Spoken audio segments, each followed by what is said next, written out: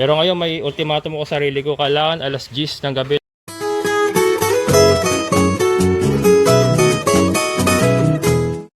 Mga kabokals, 6 na tray oh. 6 na tray mga kabokals, may papakyaw ng ating itlog. Isa sa ating viewer na taga phase 2. Ayan, si sir nandun sa taas ayun, sakyan niya. Hindi na bumaba. Taga sa kayo sir? Taga Quezon City? Quezon City? Ayan, 6 to sir. Oo, sige. 6. Kaya mo? Oo, pwede Hindi ko na tinalian. Okay lang, wala tali. May ano naman, may plastic. Oh, sige. Thank you, Oh, thank you, sir. Ayan, maraming salamat kay Sir Panso yung ano niya, yung messenger niya. Not sure kung yun ang tunay niyang pangalan. Sir, thank you. 1.5 lahat yung mga kabokals. 6 na tray. Ayan, 250 ang isang tray. Meron tayong ano, meron tayong kaagaw, hindi kaagaw. Ayan. Kambing to diyan, no, yung ano diyan. Isa rin sa ano dito, lot owner din sa ating ano, sa ating area. Yan, buntis yata ito. Busog na busog oh. Napakaraming nakakain eh.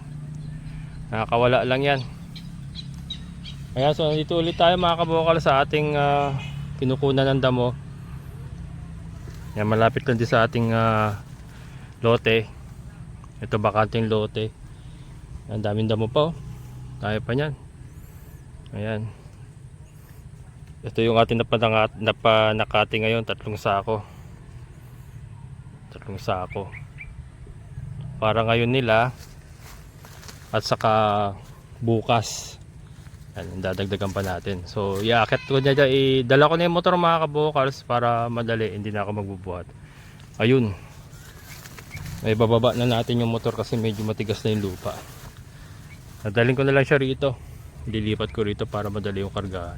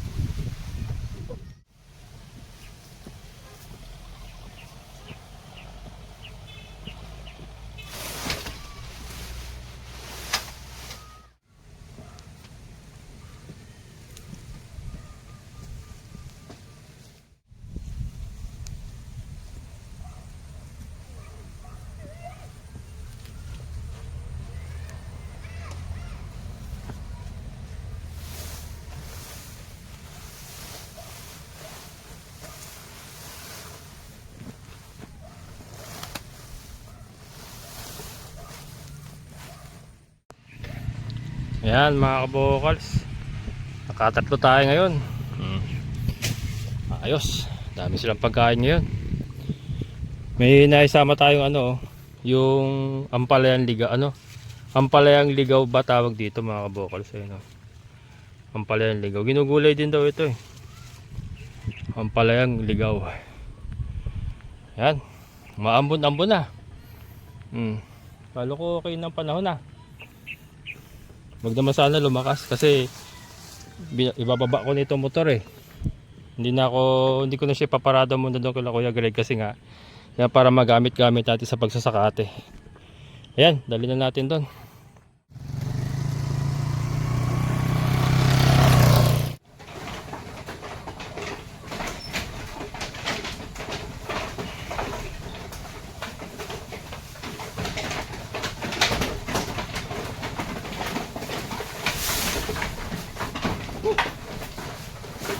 Ayan mga kabokals, ito na yung isa sa sako na napanguha natin yan.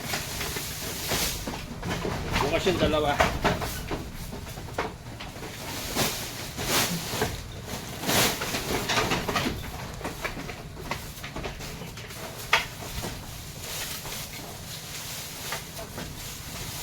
Okay, yung hari, hindi pwede mawalan yung hari.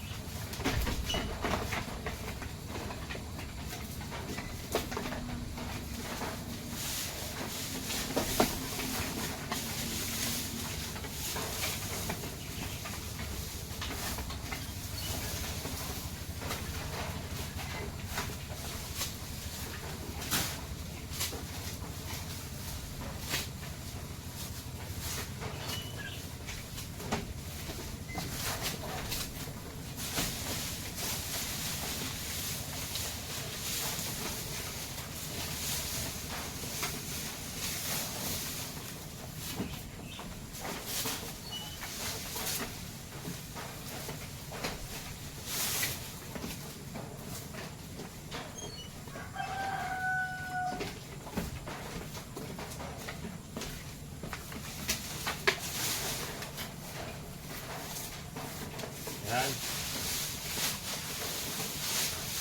Swerte tayo at may mga nakukunan pa tayo ng damo dun mga kabukas sa mga bakanting lote. Sana pagka ginamit na, yun na, mahirap na.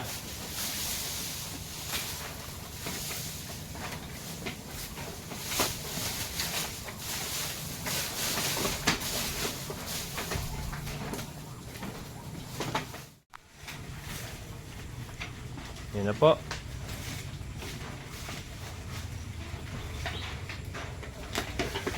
Lambi oh. Si Tisay mga kabukals, gumaganda talaga oh. Maganda si Tisay. Lumalabas yung kanyang pagkatisay. Yan si Bambi. Maganda rin. Si Snow gumaganda rin oh. Yan. Maganda rin kanyang balahibo. Saka si Paloma. Iba talaga pagka ano na may maintain yung pagpupurga. Saka malaking bagay din yung ivermectin talaga sa ano sa balahibo nila at pagpapaganda rin talaga. Hello.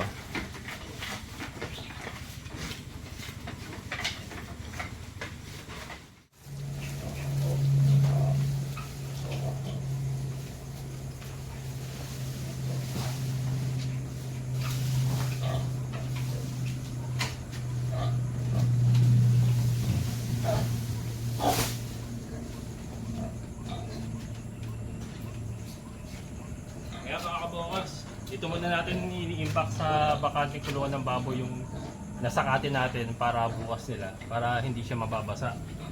Saka nakasilong.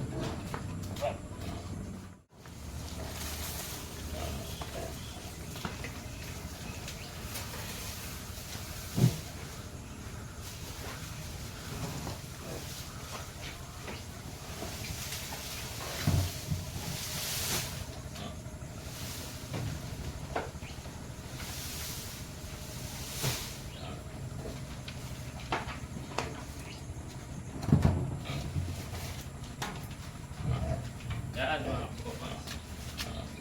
Napapansin nyo ba mga kabokals? Nalagyan na natin ng sakong blue. Yung ano nga, yung between the silong ng kambingan sa yung ating baboyan. Kasi yung ammonia nga umaabot sa ating baboy. And then mag-scrape out ako.